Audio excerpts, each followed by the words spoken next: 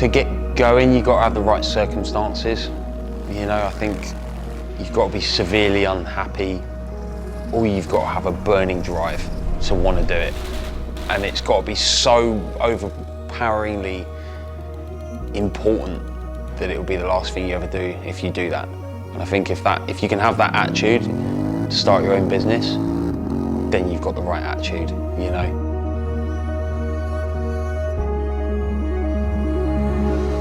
My name's Jody, and I own Thornton Hundred motorcycles.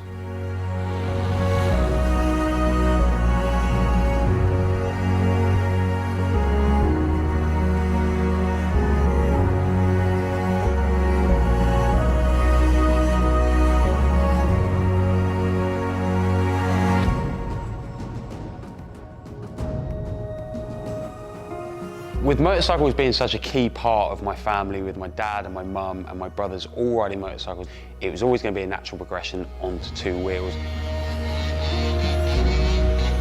Is he off? We were raised in an average family, you know, that was surrounded by motorcycles and engineering. Go and help him, everyone, I'll film you. Going to car shows when we were younger and going to air shows and stuff like that and motorbike shows, I think that really kind of cemented my kind of love for machine. I knew I wanted to run a company, and I just did it. I think once I kind of left my apprenticeship and I got that sense of freedom, and you can wake up today at whatever time you want and do whatever you want. No one's in charge of you. You all right? I'm all right. Although I did find myself waking up at 5 a.m. most nights and going to bed at 3 a.m. and having like 2 hours sleep, getting straight back up, getting straight to it. The way that the company started was very much like that. It started in a shipping container. It didn't cost me anything to be in there, and I had one ramp that was used, and I had very old used tools that I'd borrowed or inherited.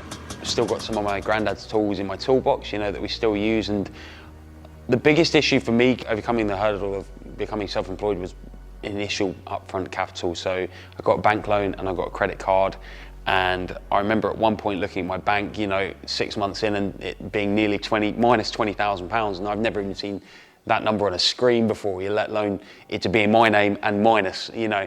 So nothing will motivate you more when you see that. So I think when you've got the money front of things as well, driving you, but also that passion, I wouldn't come to Thornton Hundred and feeling like it was work.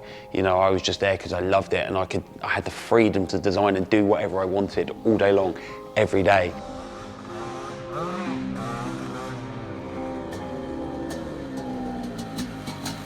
For me, it was just showing up every single day and putting in the work and working hard and not being motivated by the money over doing something correctly and engineering something correctly. I always wanted Thornton Hundred to be synonymous with prestigious motorcycles and quality.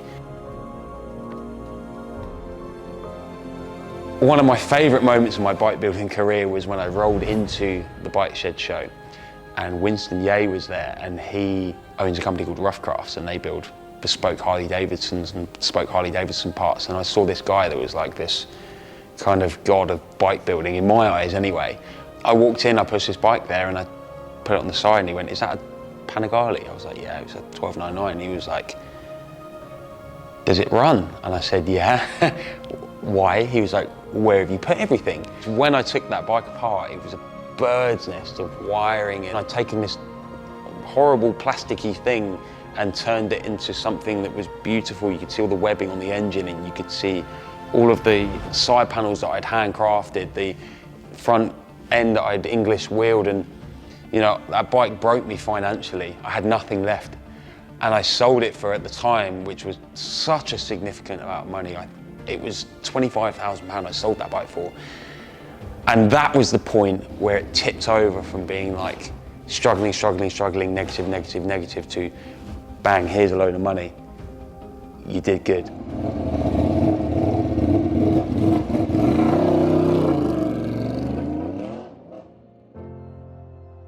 I remember actually there was a bike builder and he was doing really well, and I looked at his business from the outside and I was like, this guy's doing sick.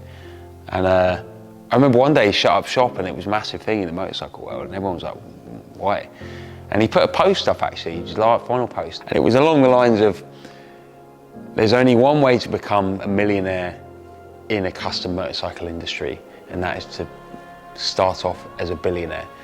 And I read that and I just went, nah, you're wrong. Why are all these people around? Roland Sands, why is Arlen Ness here? Rizoma, Screaming Eagle, OCC, Orange County Choppers, those boys, I grew up watching those boys. Why are all those boys still here? You're just doing it wrong, you know? And I just thought, well, if he's doing it wrong, I'm just gonna do it right.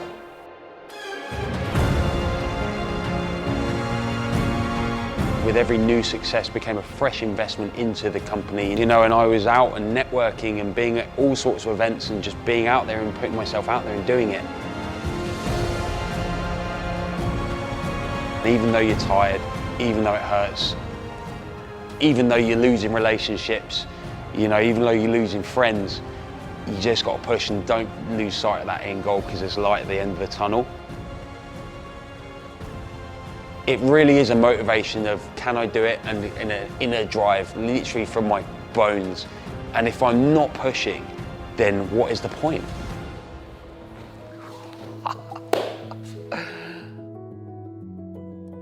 So this is our current project here, the world's fastest Triumph Bonneville Bobber. Now, this is a completely standard bike when we took it in 8 months ago.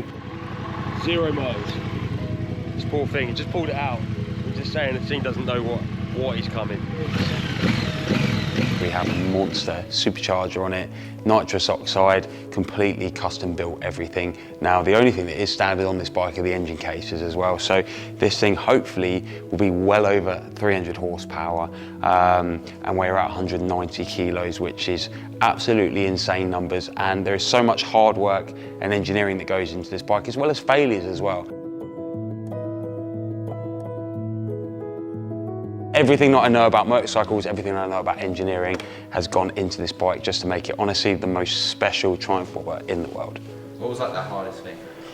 The hardest thing for me, or for Thornton Hundred anyway, was engineering this case, and also engineering the clutch on the inside as well. It was really difficult to get it just right. You're working with such fine tolerances, and all in here as well, you've got all the different oil galleries and different reservoirs and stuff like that just to get it to work. Like, it's completely from scratch, it's from nothing. Obviously we need a custom ECU to run the bike and to be able to fuel it and get it to do exactly what it's supposed to do. But on the bike we developed something called Thornton Hundred Artificial Intelligence, or TIE. So we kind of gave the bike a personality. So in the dash here, we have a load of different settings, stuff like that. So the bike will start itself if I ask it to, it will run itself, it will play tunes with the RPM. It kind of looks after itself. If it sees something it doesn't like, it will shout up at me and potentially cut the bike out as well, so it really will look after itself. Bulletproof for anyone almost. Yeah, that's it, yeah, absolutely. Is that something you reckon you'd bring to market? No. I'm not doing this for customers. It's too much, and I don't think they would pay for it as well. Like, the wiring loom in this bike was like, all the wiring and the software was like 15 grand. And that's just like, just in that, you know. So it's like, there's so much in it. Finding customers that pay for that, very few and far between.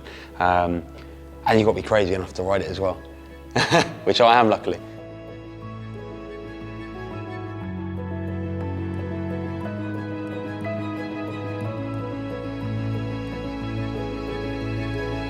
What's interesting is that I think I've made myself proud, because I've proved to myself that I could do it.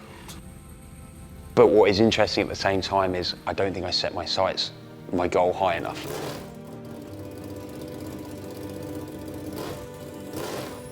There's so much more that we can do. So now I've kind of got to this pivot point where I've got to re-aim, go higher and aim there. And that's what keeps me moving forward. And I think that's what keeps driving me, because I don't ever want to stand still. I don't ever want to get comfortable. If I can look back in 10 years and look back at 26-year-old Jody, and I can be proud of who I was there in 10 years' time, you know, then I'm doing it. And then I want to go again when I get to that age as well. And if I can do that again, then I'll be happy for the rest of my life, that's for sure.